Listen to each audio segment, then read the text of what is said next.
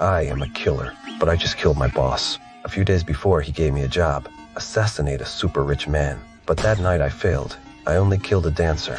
In that moment, I knew I had to be careful. In this line of work, failure costs you. If you fail on a big target, the employer turns on you.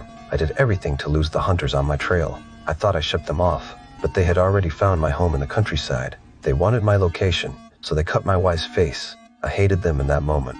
I stopped hiding. I wanted them to pay. My wife said the attackers were a man and a woman. They left in a green taxi. I dug out gear I had kept for years and a fake passport for a disguise. I dressed like a tourist, drove the streets looking for a green taxi. I found it fast, but I did nothing at first. I only noted the taxi company. At night I went to their office, checked every car's GPS logs. One car had been near my house 2 days ago. I wrote down its plate. The next morning I waited at the garage. When the car left, I followed. When it stopped for a fare, I got in. I pulled a gun. I asked about the man and woman. The driver remembered them. The man was sturdy, the woman tall and thin.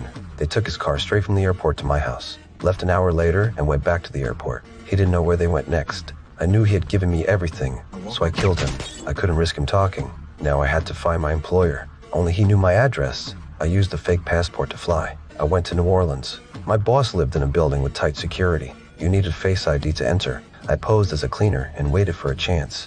Soon a courier opened the door. I grabbed a trash bin and followed, but there was another locked door. I crouched and pretended to drink water. The courier came back out. I jammed the door with my foot. I walked in with a gun and a toolkit. The secretary froze when she saw me, but my target was not her. I ordered she to tie the boss to a chair. Then I tied her in the bathroom. The boss knew why I was there. The employer wanted me dead after I failed. My boss was a businessman. He gave the hit and my address. I pressed him for the client's name, but he refused to speak. So I had to use force and drove 3 nails into his body. If not removed, he'd suffocate in 6 minutes. But he kept silent to the end. I put him in a suitcase. I left no trace. The secretary was terrified. She spoke before I asked. She took me to her apartment. There I found the hit order. It had the killers and the employer. Before I left, I had to do one more thing.